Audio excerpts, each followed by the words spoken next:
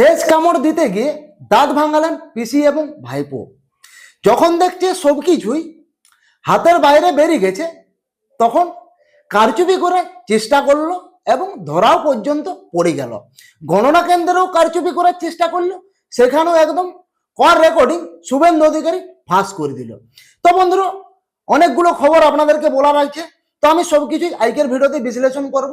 তার আগে বলি, নমস্কার বন্ধুরা, আমি মানু, আপনাদেরকে অনেক অনেক স্বাগত, শুভেচ্ছা আর ভালোবাসা জানাচ্ছি আমাদের এই ছোট্ট ইউটিউব চ্যানেল মানু পাত্রতে। বন্ধুরা, ফলতায় হতে চলেছে নির্বাচন কমিশনার সাফ সাফ জানিয়ে দিয়েছে। কারণ ফলতায় এবার যে ভোট হয়েছিল, অসংখ্য পরিমাণ চিটিং হয়েছে। যে ইভিএম মেশিনে ভোট হয়েছে, বিজেপির যে বোতামটা ছিল সেলোটিপ দিয়ে একদম ঢাকায় দেওয়া ছিল। পুরো একদম সোশ্যাল মিডিয়াতে ভাইরাল হয়ে গেছে ওই ভিডিও। নির্বাচন কমিশনার ভাই সাফ সাফ জানিয়ে দিল, ভোট কিন্তু পুনর্নির্বাচন ভাবে করা হবে। সেকেন্ড দফা ভোট যে হলো, যে পরিমাণ সিকিউরিটি ছিল তার থেকে থাকবে দ্বিগুণ পরিমাণ সিকিউরিটি, একদম কেল্লা হতে। আর কোথাও কিন্তু যাওয়ার জায়গা নেই পিসি এবং ভাইপোর। তো সেই ভিডিওটা আমি আপনাদেরকে ফার্স্ট দেখাতে চাই, দেখুন ঘটনাটা কি। ছাপ্পা থেকে ইভিএম এ আতর, ফলতার 21% বুথেই কারচুপি, উধাও বহু বুথের ফুটেজ, কোথাও আবার বিহারের ভোটের ছবি, চাঞ্চল্যকর রিপোর্টের পর ফলতায় ভোট বাতিল। শুনলেন ঘটনাটা কি? এই যে বজবজ, ভাটিপাড়া এবং জগদল্লা, ফলতা, আরে ডায়মন্ড হারবার, মানে প্রচুর পরিমাণ কারচুপি হয়েছে। কোথাও কিন্তু কোনো অংশে কম নেই। 2021 সালে আমাদের ভাইপো 7 লক্ষ ভোটে জিতেছিল। কিভাবে জিতেছিল সেটাও কিন্তু আমরা সোশ্যাল মিডিয়াতে শুনেছি, কি পরিমাণ কারচুপিটি হয়েছিল। আর এই যে জাহাঙ্গীর খান, উনি আবার বলছেন অজয় পাল শর্মা যদি সিংহম হয়, আমি হচ্ছি পুষ্পা। তাহলে সিংহমের ভয় পুষ্পা কেন লুকিয়েছিল? অরিজিনাল পুষ্পা সিনেমার আল্লু অর্জুন, তিনি তো আর কোনো পুলিশের ভয়ে লুকোই তো থাকেনি, একদম দিল খুলে চন্দন কাঠের ব্যবসা করছিল। কিন্তু এই অরিজিনালি পুষ্প অজয় শর্মার ভয়ে কোথায় লুকিয়ে গেছিল। যখন ওর বাড়িতে গেছিল অজয় শর্মা, তখন কিন্তু থাকেনি। তবে ছাড়ুন এইসব কথা। এই যে শুভেন্দু অধিকারী যে তথ্যটি ফাঁস করলো, গণনা কেন্দ্রে কারচুপি করার চেষ্টা করলো পিসি এবং ভাইপো, যে খবরিতে খবরটা দিচ্ছে সেটা হচ্ছে আবার তৃণমূলেরই। সেই ভিডিওটা আমি আপনাদেরকে দেখাচ্ছি, দেখুন। আগে পিসি ভাইপো ভার্চুয়াল করছিল, তার রেকর্ডিং আমাকে তৃণমূলের লোকরাই পাঠিয়ে, এসব করুন, কোনো অসুবিধা নেই।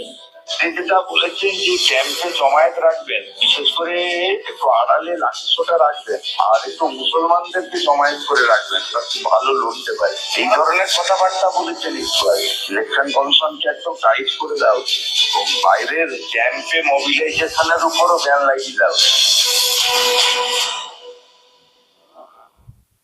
মানে এসআইআর শুরু হওয়ার পর থেকে দিদি কিন্তু বাংলার মানুষকে একের পর এক কিন্তু বড় বড় ভাষণ দিয়ে আসছে। এই ভোটের আগে কি বলেছিল, মহিলাদেরকে সামনে রেখে পুরুষদের পেছনে রেখে সিআরপিএফ এর উপর ঝাঁপিয়ে পড়তে। ভোট শেষ, তারপরেও কিন্তু উনি ওনার কর্তব্যে অটল, থামেনি, শেষমেশ কিন্তু চেষ্টা করে যাচ্ছে। কাল আছে রেজাল্ট দিয়ে দেখা যাবে কোন দিকে চাকা ঘুরে। তবে এখানে একটা জিনিস কি, সরষের মধ্যে যে ভূত আছে সেটা প্রমাণ হয়ে গেল। এই হচ্ছে ঘটনা। তো বন্ধুরা, আর একটি নিউজ আপনাদেরকে বলার আছে। অভিষেক বন্দ্যোপাধ্যায় টুইটারে টুইট করেছে, 10 বার জন্মালেও ডায়মন্ড হারবার মডেলকে দমাতে পারবে না। বিজেপির উদ্দেশ্য করে বলা হয়েছে। দেখা যাক, কাল তো রেজাল্ট বেরোবে, কোন কোন জায়গায় তৃণমূল কত সিট পেল, বিজেপি কত সিট পেল, আমরা একদম ডাইরেক্ট লাইভে দেখতে পাবো। তারপরে খেলা শুরু। শুরুর কিছু নেই, খেলা শেষ বলতে গেলে। কালই হচ্ছে ফলাফল, কাল হবে নতুন ভাবে আরো খেলা শুরু, যে দল জিতবে। তবে বন্ধুরা, আর একটি ভিডিও আমি আপনাদেরকে দেখাতে চাই, খুবই ভাইটাল ভিডিও। দেখুন, একজন যুবক শুভেন্দু অধিকারীকে কেমন ভাবে গালিগালাজ করছে। আচ্ছা, এই দেখছো আমার কাকা এখন পঞ্চায়েত আছে, তো গাঁড় ভেঙে তক্তা করে দিব সমান অধিকারী শুভেন্দু ভাই। শুভেন্দু অধিকারী, তুই হার্ট অ্যাটাক হয়ে মরে যাবি, দেখছি তো বিজেপি কত লোক। তো ফোনে সরষে ডালটা রেখে রাখবি, আমি যাবো 2026-এ ফোন মারতে। নাই পোকা চোদা, এইখানে সে ভাইরাল হোগা নিকাই। শুনলে এই দুধেল গায়ের কথা শুভেন্দু অধিকারী সম্বন্ধে? কাল পেরোতে দে, কে কার পেছন ভেঙে তোক্তা করে দেয় সেইটা বুঝতে পারবে। মানে যাকে বলে একদম জাতা মানুষ। দেখুন, রাজনীতি একটা এমন জিনিস, নিজস্ব প্রতিটা মানুষের মত আছে, কে কাকে ভোট দিবে, কার কোন পার্টিটা ভালো লাগে। তবে কোনো নেতার সম্বন্ধে এইরকম অকথা কুকথা বলাটা একদমই উচিত নয়। সে বিজেপির ক্ষেত্রে বলুন, তৃণমূলের ক্ষেত্রে বলুন, এবং সিপিএম এর ক্ষেত্রেই বলুন, এইরকম গালিগালাজ একদম সোশ্যাল মিডিয়াতে খুবই একটা কুৎসিত ঘটনা। চরম অ্যাকশন নেওয়া উচিত এনার বিরুদ্ধে। শুভেন্দু অধিকারী যদি এই ভিডিওটা দেখে থাকে। তো বন্ধুরা, আর একজন আমি কথা বলবো, নাম হচ্ছেন বাংলার পক্ষ, মানে হচ্ছে গর্গ, যিনি অনবরত সিআরপিএফ কে নিয়ে, বাংলার মানুষকে নিয়ে নানা রকম অকথা কুকথা বলতে থাকে।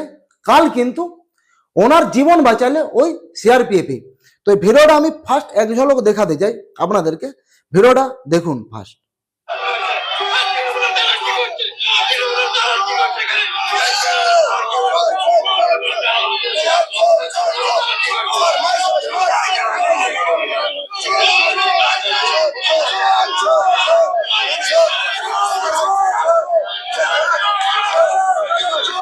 দেখলেন ভিডিওটা? ইনি হচ্ছেন তৃণমূলের একটা বড় দালাল যাকে বলে। সব সময় বাংলার জনগণকে, সিআরপিএফ কে উল্টো পাল্টা কথা বলতেই থাকে,